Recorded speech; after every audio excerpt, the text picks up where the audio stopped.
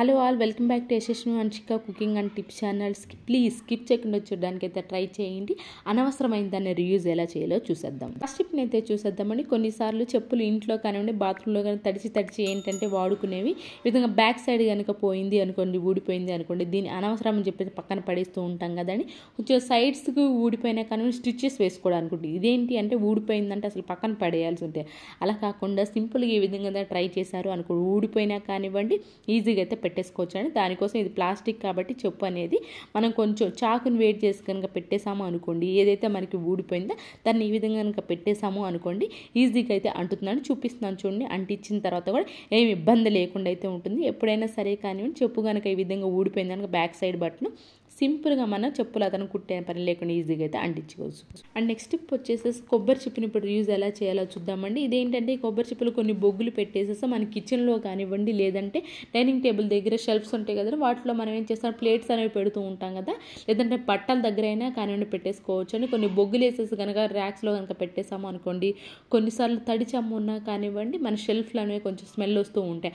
ఆ తడినంతా అబ్జర్వ్ చేయాలి అనుకుంటే మాత్రం ఈ విధంగా కొంచెం బొగ్గు కనుక పెట్టేసి కొబ్బరి చిప్పులో కనుక పెట్టేసామనుకోండి షెల్ఫ్లో, ఎలాంటి తడి చెమ్మ అనేది చేరకుండా మనకు బొగ్గు అనేది అబ్జర్వ్ చేస్తూ ఉంటుంది, ఇబ్బంది లేకుండా అయితే ఉంటుంది. అండ్ నెక్స్ట్ టిప్ వచ్చేసేసి మనకి చిరిగిపోయిన ప్యాంట్ కనుక ఉంది అనుకోండి, దాన్ని అనవసరం అని చెప్పేసి పడేస్తూ ఉంటాం కదండి. అయితే దీన్ని ఇప్పుడు రీయూజ్ ఎలా చేయాలో చూద్దామండి. దానికోసం ఫస్ట్ వచ్చేసి మీ ప్యాంట్ కనుక చిరిగింది అనుకోండి, వాటి బటన్స్ కానివ్వండి, జిప్స్ ఉంటాయి కదండి, జిప్స్ కూడా ఖచ్చితంగా అయితే తీసేసేయండి. దీనివల్ల ఏంటి అంటే మనకి ఏదైనా ఫ్రాక్స్ కానివ్వండి పిల్లలు, లేదంటే ఏదైతే ప్యాంట్ ఏదైనా కానివ్వండి మనకి ఊడిపోయింది అనుకోండి, జిప్స్ అండ్ బటన్స్ అయితే ఉపయోగించుకోవచ్చు, రీయూజ్ చేసుకోవచ్చు.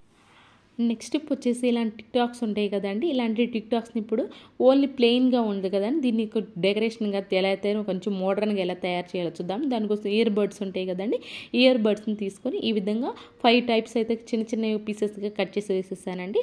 ఏదైనా పిల్లలకి ఫంక్షన్ ఏదైనా ఉందా కానివ్వండి, బర్త్డేస్ ఉన్నా కానివ్వండి, అంటే కొంచెం మనకి డ్రెస్కి తగ్గట్టు మ్యాచింగ్ క్లిప్ కనుక పెట్టుకోవాలి అనుకోండి, మన దగ్గరికి నార్మల్గా ఏదైనా బ్లాక్ డే ఉంది అనుకోండి, ఈ విధంగా ఇయర్ బడ్స్ని కట్ చేసేసి లేదంటే స్టిక్కర్స్ కూడా పెట్టేసుకోవచ్చు అని, కొంచెం షైనింగ్ ఉంటాయి కదా వాటిని కనుక పెట్టేసి ఏ కలర్ కావాలంటే ఆ కలర్ నెయిల్ పాలిష్ కనుక వేసేసామనుకోండి, మంచిగా మనకి డెకరేషన్ ఐటమ్ అనేది ఇంట్లోనే తయారు చేసుకునే వాళ్ళం అయితే అవుతాం. ఐ హోప్ ఈ టిప్ అయితే నచ్చిందని అనుకుంటున్నాను. నచ్చితే ప్లీజ్ ఒక లైక్ చేసి నా ఛానల్ సపోర్ట్ చేయండి, నాకు మోటివేషన్గా అయితే ఉంటుంది. అండ్ నెక్స్ట్ టిప్ వచ్చేసి కొన్నిసార్లు మనం ఎక్కువ కనుక కూరగాయలు తెచ్చుకున్నామే అనుకోండి, ప్లాస్టిక్ కవర్లో డైరెక్ట్ కనుక ఉంచేసాము అనుకోండి, లోపల నీరు అనేది పడుతూ ఉంటుంది కదండి. మామూలుగా కొంతమంది ఇప్పుడు ఏం చేస్తున్నామంటే వెజిటేబుల్ కవర్స్ అనేవి వస్తున్నాయి కాబట్టి వాటిలో అయితే పెడుతూ ఉంటాం.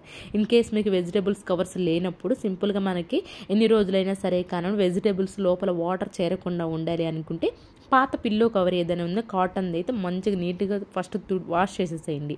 అంతా ఆరపెట్టుకున్న తర్వాత దీనిలో కనుక వెజిటేబుల్స్ కనుక పెట్టేసి ఫ్రిడ్జ్లో కనుక పెట్టేసుకున్నామే అనుకోండి, వాటర్ తడి చెమ్మ అనేది చేరకుండా ఉంటుంది. మనం డైరెక్ట్గా ప్లాస్టిక్ కవర్లో పెట్టి ఫ్రిడ్జ్లో పెట్టేసే బదులు ఎప్పుడైనా సరే కానీ వెజిటేబుల్స్ ఎక్కువ తెచ్చుకున్నప్పుడు, లేదంటే మనకి వెజిటేబుల్ కవర్స్ లేనప్పుడు ఈ విధంగా పాత పిల్లో కవర్లో నీట్గా వాష్ చేసిన దానిలో కనుక పెట్టేసామనుకోండి, తడి చెమ్మ అనేది చేరకుండా అయితే ఉంటుంది. అండ్ నెక్స్ట్ టిప్ వచ్చేసి బాత్రూమ్ కొన్నిసార్లు ఎంత నీట్గా వాష్ చేసినా కానీ కొన్నిసార్లు స్మెల్ అనేది వస్తూ ఉంటుంది కదండి. అలాంటప్పుడు దీన్ని ఇప్పుడు మనం న్యాచురల్గా ఇంట్లో ఉన్న వాటితో ఎలాగ కొంచెం బ్యాడ్ స్మెల్ లేకుండా బ్యాడ్ స్మెల్ కంట్రోల్ ఎలా చేయాలో చూద్దాము.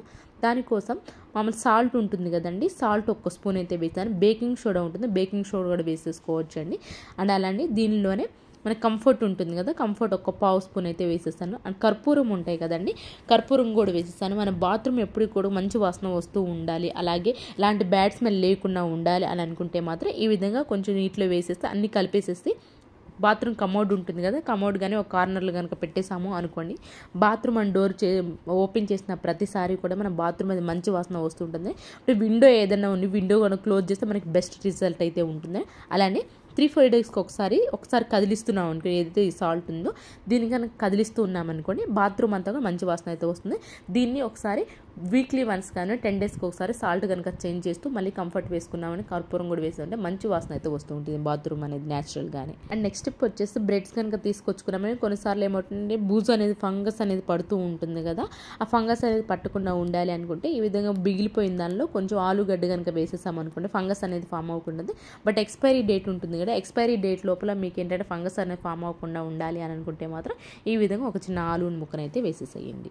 అండ్ నెక్స్ట్ స్టెప్ వచ్చేసి ఇలాంటి చిన్న చిన్న క్యాండిల్స్ కనుక మిగిలిపోయినాయి అనుకోండి, దీన్ని ఇప్పుడు యూజ్ ఎలా చేయాలో, చిన్న చిన్న క్యాండిల్స్ అని చెప్పేసి మనకి వెలిగించడానికి కంఫర్ట్గా ఉండదు కదా, అలాంటప్పుడు దీన్ని ఇప్పుడు యూజ్ ఎలా చేయాలో చూద్దాం. మెల్ట్ చేసేసేసి ఎగ్ షెల్ కనుక ఉంది అనుకోండి, మనకి ఖచ్చితంగా ఎగ్ షెల్ అనేది ఉంటూనే ఉంటుంది కదండి. ఎగ్ షెల్లో కనుక పెట్టేసేసి అడుగున ఈ విధంగా బాటిల్ క్యాప్ కనుక పెట్టేసి దీనిలో కనుక ఒత్తి వేసాము అనుకోండి, మనకి ఖచ్చితంగా వెలుగుతుందండి. ఏంటి అని అంటే చిన్న చిన్న క్యాండిల్స్గా ఉన్నప్పుడు మనకి వెలిగించడానికి ఇబ్బందిగా ఉన్నప్పుడు ఈ విధంగా మనం ఎగ్ షెల్లో కనుక వేసి పెట్టేసామనుకోండి, క్యాండిల్ లాగైతే ఉపయోగించుకోవచ్చు. మనం తక్కువగా కొంచెం చిన్నగా ఉన్న క్యాండిల్స్ని ఈ విధంగా అయితే ట్రై చేయండి. నెక్స్ట్ స్టెప్ వచ్చేసి హ్యాండ్ శానిటైజర్ ఉంటుంది కదా, పిల్లలు హ్యాండ్ వాష్ కనుక చేసుకున్నాం అనుకోండి, ఈ విధంగా గట్టిగా ప్రెస్ చేస్తూ ఉంటారు, ఎక్కువ శానిటైజర్ వేస్ట్ అయిపోతూ ఉంటుంది. అలా మనకి ప్రెస్ చేసినా కానివ్వండి, వాళ్ళు తక్కువ శానిటైజర్ కనుక పడాలి అనుకోండి, ఈ విధంగా యూజ్ అంతా రబ్బర్ కనుక పెట్టేసాము అనుకోండి, ఎంత క్వాంటిటీలో కావాలంటే అంతే పడుతుందండి. ఎంత గట్టిగా ప్రెస్ చేసినా కానీ యూజ్ అంతా రబ్బర్ బ్యాండ్ కనుక ఉంటుంది కాబట్టి మనకి ఎక్కువ ప్రెస్ శానిటైజర్ చాలా తక్కువ అమౌంట్లో అయితే పడుతుంది. నెక్స్ట్ స్టెప్ వచ్చేసి మనకి ఎక్కువ బట్టలు మురికిగా ఉన్నాయి అనుకోండి, కొంచెం లిక్విడ్ కొన్నిసార్లు తక్కువ ఉన్నా కానీ మురికి బట్టలు పోవు అనుకున్నప్పుడు, ఇబ్బంది ఎవరైనా పడుతూ ఉంటే సింపుల్గా మనకి కొంచెం తక్కువ లిక్విడ్ వేసినా కానీ మురికి ఎక్కువ పోవాలి అనుకుంటే, లేదు ఎక్కువ మురికిగా ఉన్న బట్టలు కూడా నీట్గా వాష్ అవ్వాలనుకుంటే అల్యూమినియం ఫాయిల్ ఉంటుంది కదండి, అల్యూమినియం ఫాయిల్ కానివ్వండి, లేదు అంటారా ట్యాబ్లెట్ షీట్ ఉంటుంది కదా, ట్యాబ్లెట్స్ అన్నీ అయిపోయాక దీన్ని కూడా రోల్ చేసేసి ఎక్కువ మురికిగా ఉన్న బట్టలో కనుక వేసేసామండి, సేమ్ వాషింగ్ మిషన్ వేసినప్పుడే ఎక్కువ మురికి అనేది లేకుండా అయితే నీట్గా అయితే వాష్ అయిపోతారు. బట్ రెగ్యులర్గా కాకుండా ఎప్పుడైనా ఒకసారి మాత్రమే ఈ సింపుల్ ట్రిక్ని ట్రై చేస్తూ ఉన్నారనుకోండి, బట్టలు ముఖ్యంగా పిల్లలు ఎక్కువ బయట ఎక్కువ మురికిగా ఉంటాయి కదండి, అలాంటప్పుడు ఈ సింపుల్ ట్రిక్ని కనుక ట్రై చేస్తారంటే మాత్రం బట్టలు నీట్గా వాష్ అయిపోతాయి, అలాగే మురికి ఏది ఉన్నా కానివ్వండి నీట్గా అయితే క్లీన్ అయిపోయి వస్తాయి. అండ్ నెక్స్ట్ టిప్ వచ్చేసి చీపుర్లు 2-3 మంత్స్కే ఒకసారి పాడైపోతున్నాయి. పాత రోజుల్లో ఏంటంటే ఎక్కువ రోజులు వస్తూ ఉంటాయండి, ఈ రోజుల్లో ఏంటంటే కొంచెం కాస్ట్ ఎక్కువ ఉంటే త్వరగా పాడైపోతాయి. ముఖ్యంగా ముందు ఏంటి అని అంటే కొంచెం తడి తగిలినా కానివ్వండి గట్టిగా అయిపోయి మనం ఓడవాలి అన్నా కానీ బ్యాక్ పెయిన్ వస్తూ ఉంటుంది, గట్టిగా అన్నా కనుక ముందు అయిపోయిందని వంగిపెట్టి ఓడాల్సి వస్తుంది, అలానే మన బ్యాక్ పెయిన్ కూడా ఎక్కువ వస్తుంది, త్వరగా కూడా చీపులు పాడే ఛాన్స్ అయితే ఉంటుంది. అలాగే ఇన్ కేస్ మీకు జరిగింది అనుకోండి, ఎక్కువ రోజులు అయితే ఖచ్చితంగా వస్తాయి. అలా అని చెప్పేసి కొంతమంది పడేస్తూ ఉంటారు, గట్టిగా అయిపోయింది నడువులు నొప్పులు పడుతుంది ఇంకేం వాడతాంలే అని చెప్పేసి. ఈ సింపుల్ విధంగానే కానీ క్లీన్ చేసుకుంటూ ఉన్నారో మీకు ఖచ్చితంగా నీట్గా అయితే క్లీన్ అయిపోతుంది. దానికోసం అంటే ఏదైతే మీకు పాత చీపురు ఉంటుందో దాన్ని తీసుకొచ్చి హార్పిక్ అయితే వేసేసండి. కొంతమంది చీపురు తడపడి ఇష్టం, కొంతమందికి హార్పిక్ వేడి కూడా ఇష్టం, అలాంటి వాళ్ళు ఏంటంటే స్కిప్ చేసుకోవచ్చు అండి. హార్పిక్ ఇష్టం లేని వాళ్ళు ఎవరైనా ఉన్నారనుకుంటే కొంచెం సర్ఫ్ వాటర్తో కూడా క్లీన్ చేసుకోవచ్చు అండి. ఈ విధంగా పాత దువ్వెన ఏదైనా ఉంది అనుకోండి, పాత దువ్వెనతో ఈ విధంగా క్లీన్ చేయడం వల్ల ఏంటంటే పాయ సపరేట్ అయిపోతుంది, ఆ గట్టిదనం ఏదైతే ఉంటుందో ఆ గట్టిదనం లేకుండా అండ్ అలానే చాలా నీట్గా కూడా క్లీన్ అయిపోతుందండి. మనం కొన్నిసార్లు తడి దాంట్లో కూడా పెట్టి కొంచెం స్మెల్ కూడా వస్తూ ఉంటుంది చీపురు అనేది, ఆ స్మెల్ లేకుండా ఉంటుంది అండ్ అలానే మనకి చాలా నీట్గా కొత్త దానిలాగా అయితే అవుతుందండి. ఫస్ట్ ఈ విధంగా కొంచెం హార్పిక్ వేసేసేసి ఫస్ట్ దువ్వెనతో ఈ విధంగా క్లీన్ చేసేసేయండి. మనకి నీట్గా క్లీన్ అయిపోయిన తర్వాత చీపురికి ఏంటంటే ఈ విధంగా మనకి బట్టల క్లిప్స్ ఉంటాయి కదా, బట్టల క్లిప్స్ కనుక పెట్టేసి ఎండలో ఆరపెట్టేసేసేయండి. ఎండలో ఆరపెట్టేసేసాం అనుకో ఒక 2-3 అవర్స్ బాగా వాటర్ అనేది మొత్తం పోతాయి కాబట్టి మనకి నీట్గా డ్రై అయిపోతుంది. ఆ డ్రై అయిపోయిన తర్వాత కనుక ఎండిపోయిన తర్వాత ఏంటంటే నీట్గా కనిపిస్తుంది, సేమ్ కొత్త చీపురు లాగే ఉంటుంది.